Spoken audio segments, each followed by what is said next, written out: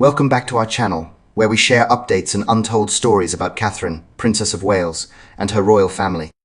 Today, we bring you some news. At 60, Prince William's aunt finally confirms all the rumours about Camilla.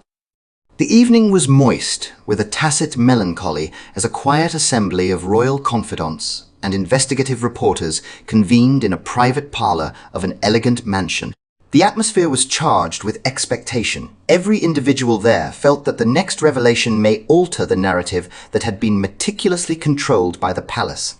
Lady Sarah McCorquodale, the elder sister of Diana, ultimately decided that quiet was no longer viable. Her confession, a poignant, heart-rending narrative of the last moments of the people's princess, vowed to unveil secrets that had been concealed for decades. However, Camilla Parker Bowles' response to her quavering confession was the most explosive. The confession, a sister's heart exposed.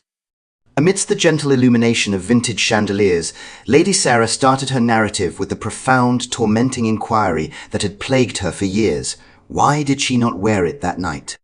She emphasized the seatbelt, a seemingly little detail that embodied a lifelong commitment to safety and an incessant stream of what-ifs since that fateful night in Paris.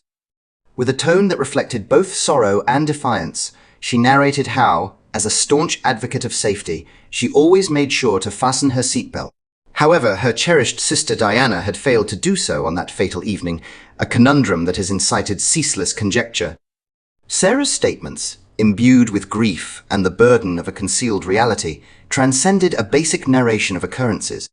They were a direct challenge to an institution that had long obscured the realities. Each phrase was a request for accountability, a summons to reassess a sequence of occurrences that had, over time, evolved into a maze of rumors and half-truths. As her speech fluctuated between despair and determination, the room descended into a palpable silence. The only sound was the subdued rustle of spectators preparing for what was ahead. Camilla's indelible response. Instantly, as if compelled by an invisible influence, all attention shifted to Camilla Parker Bowles.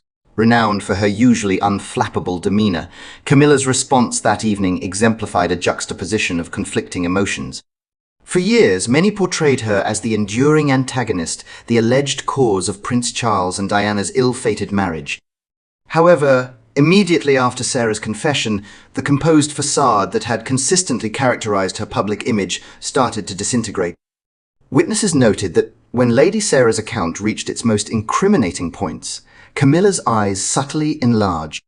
A little tremble passed over her lips, a suggestion of something unarticulated, either remorse or an emerging awareness that the truth could no longer be concealed. Although she remained outwardly silent, the nuanced change in her countenance revealed a woman ensnared in a web of secrets. Her internal conflict was momentarily laid bare. The muted response, however fleeting, provoked a tempest of conjecture among those who would thereafter analyze every subtlety of her comportment, investigating the origins of tragedy. To comprehend the significance of that pivotal event, one must go into the complex and tumultuous history of the Spencer family, which profoundly influenced both Diana's and Sarah's lives. Diana was born into British royalty and reared at Park House in Sandringham, enveloped in opulence yet troubled by family strife.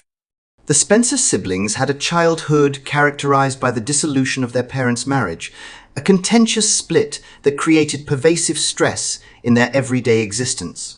Their father, John Spencer, and their mother, Frances Shand Kidd, had a tumultuous divorce that resulted in profound mental trauma.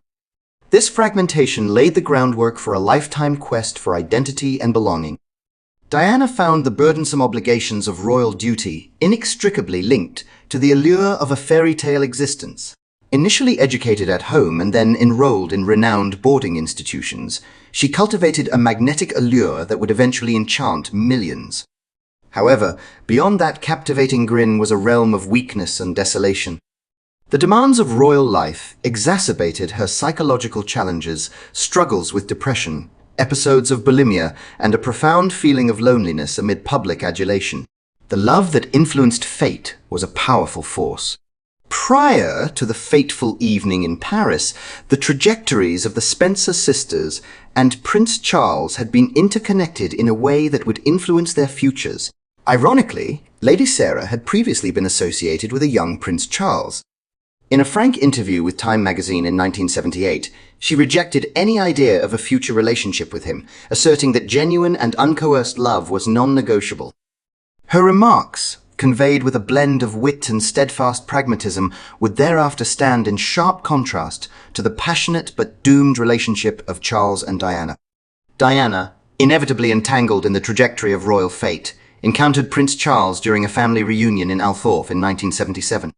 The meeting, occurring during an aristocratic day, sparked a passion that would develop into one of the most examined partnerships in contemporary history. Notwithstanding Charles's infamous record for infidelity, Diana's deep passion for him was both genuine and heartbreaking.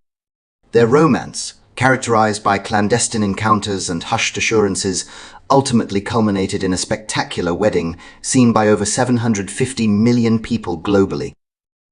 However, the fairy tale celebration concealed the increasing rifts inside their partnership. An examination of matrimony.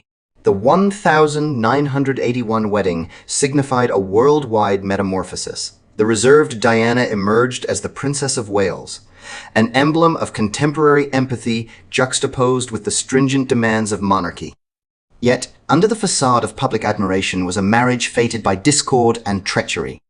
As time progressed, the beautiful Fayade started to deteriorate. The princess, who had previously captivated audiences with her compassion and elegance, became separated by the overwhelming obligations of a position she had never really chosen. Speculations of unfaithfulness and disregard proliferated. Diana's struggle with bulimia and the relentless media intrusion revealed a reality markedly apart from the idealized portrayal previously embraced by the public. In the midst of escalating turmoil, the relationship between Prince Charles and Camilla Parker Bowles had a more ominous character. Their secret relationship, highlighted by the notorious Camillagate recordings, emphasized the hypocrisy inherent in the royal institution. As the horrible catastrophe in Paris approached, the story transitioned from scandal to deep personal sorrow. Amidst this turmoil, Lady Sarah's confession, emphasizing one important detail, the loosened seatbelt, served as a trigger for re-evaluating every action taken that evening. The Parisian night, a catastrophic convergence of destiny and indifference. Researchers have thoroughly examined the occurrences of that pivotal evening in Paris. During a high-speed pursuit by aggressive photographers, the automobile transporting Diana, Dodi Fayade, and their driver, Henry Paul, collided in a tunnel in Paris. The official inquiry attributed the incident to human error and the imprudent actions of the pursuers, yet investigations continued. Lady Sarah's insistence on the enigma of the unfastened seatbelt, a testament to her steadfast dedication to safety, introduced an additional dimension to the tragedy. How could Diana, a lady revered for her empathy and grace, have overlooked such a fundamental act of self-preservation? As further information emerged, speculation of a conspiracy began to proliferate, suggesting that the incident may have been more than mere chance. Under the unyielding scrutiny of an official investigation, every neglected element seemed to embody intentional disregard. Lady Sarah saw the unresolved inquiry as an impetus to deconstruct the meticulously crafted narrative that had historically alleviated popular sorrow.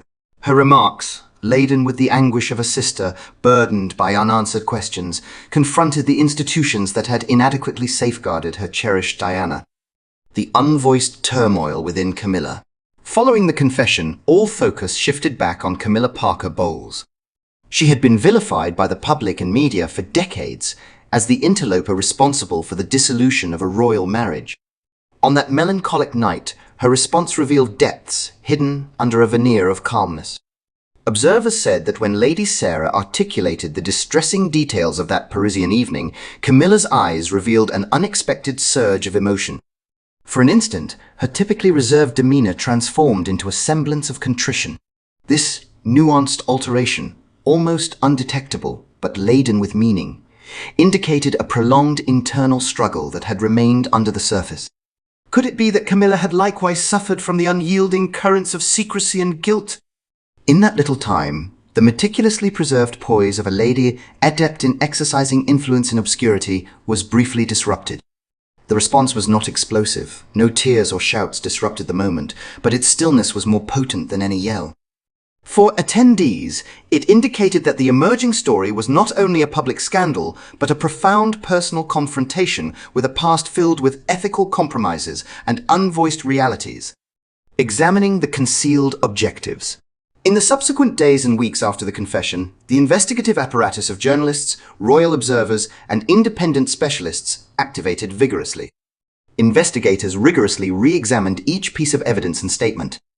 The apparently trivial detail of the loosened seatbelt acquired significant significance as investigators contemplated whether it stemmed from a genuine error or a deliberate act intended for a more sinister objective. Eyewitness testimonies were re-evaluated, and the actions of Henry Paul, the driver, whose choices that evening would be permanently recorded in history, were reviewed once again. Was his conduct affected by external factors? Were the conditions of the tragedy possibly orchestrated by someone intent on silencing a woman whose increasing influence and empathy posed a danger to entrenched power dynamics? Although official investigations deemed these hypotheses baseless, Lady Sarah's firm belief and the ensuing media repercussions guaranteed that every option would be scrutinized meticulously. The burden of a broken familial heritage. Comprehending the whole ramifications of that sad evening necessitates an examination of the Spencer family's legacy, a heritage imbued with both affluence and significant personal bereavement. The Spencer children, Diana and Sarah among them, were born into a milieu of aristocratic aspirations, but were concurrently affected by the repercussions of their parents' tumultuous divorce and the ensuing fluctuations in their family's wealth. Their formative years, characterized by both royal magnificence and family strife, established a foundation for enduring internal conflict and incessant public examination. For Diana, these formative experiences intensified the burdens of her royal fate. Despite her radiant public image, a symbol of empathy and strength, her private existence was plagued by feelings of inadequacy, solitude, and the relentless pressure to conform to an almost unattainable standard. The anguish of these challenges was evident in the testimonies of her closest confidants, particularly her sister Lady Sarah, whose poignant narrative on that tempestuous night functioned as both an homage to her sister and a scathing critique of a system that had let them down. The intersection of personal misfortune and public controversy. The poignant convergence of individual sorrow and societal controversy was most apparent in the aftermath of the admission. As the media scrutinized every utterance of Lady Sarah, a narrative unfolded that included both the legacy of Princess Diana and the concealed motives inside the royal institution. For many, the confession served as a trumpet call to recall not just the beloved, empathetic persona that Diana embodied, but also the more sinister, intricate forces that worked against her. During the public discourse, Camilla's response remained the focus of incessant examination. Was her transient show of sadness an acknowledgement of culpability, or just a consequence of a life devoted to reconciling civic obligation with personal anguish? For those who had closely observed the complex relationships inside the palace, it was a moment that epitomized the moral ambiguities central to the royal narrative. In her wordless reply, Camilla seemed to recognize that the tragedy was not only an accident, but the unavoidable result of years of deceit, treachery, and the oppressive burden of unmet commitments. The perpetual quest for solutions. Despite the conclusion of official probes and the royal establishment's desire to move on from the tragedy, the pursuit of absolute truth persisted resolutely. Lady Sarah's revelation had aroused long-buried scars, prompting a new cohort of investigators to scrutinize the particulars of that night with fresh perspective. Each interview and every disclosed document was considered a further piece of a jigsaw that may ultimately disclose whether Diana's destiny was determined by sheer coincidence or by a sequence of intentional maneuvers executed covertly. For a country still grappling with the demise of its cherished princess, the inquiry into the conditions surrounding her death and the implications of that pivotal confession emerged as a representation of the persistent conflict between truth and authority. The poignant tale that transpired that night highlighted that, even inside the opulent confines of monarchy, human vulnerability and the pursuit of justice are irrevocably linked. Epilogue, a heritage of veracity and commemoration.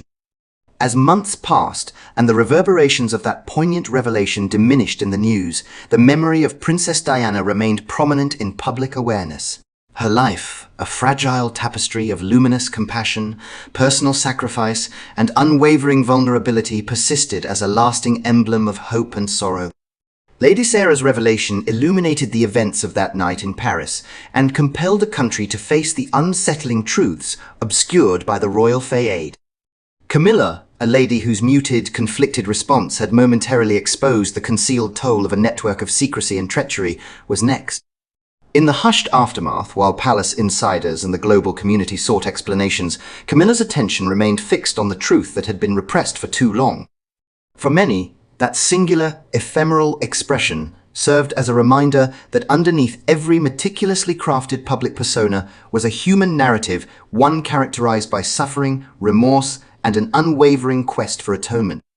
This dramatic investigative account highlights the confession of Lady Sarah McCorquodale and Camilla Parker Bowles, nuanced yet intense response, symbolizing a profound struggle for truth in a realm where the allure of royalty frequently conceals the stark realities of loss and betrayal.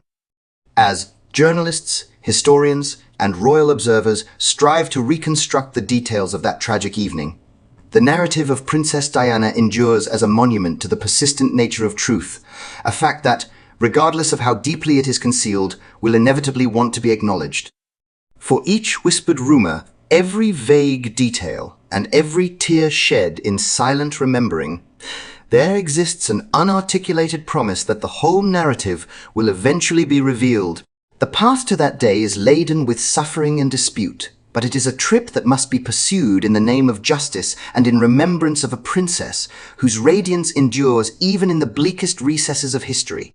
The legacy of Diana is ultimately characterized not just by her position as a royal figurehead, but by the human toll of concealed secrets and postponed realities.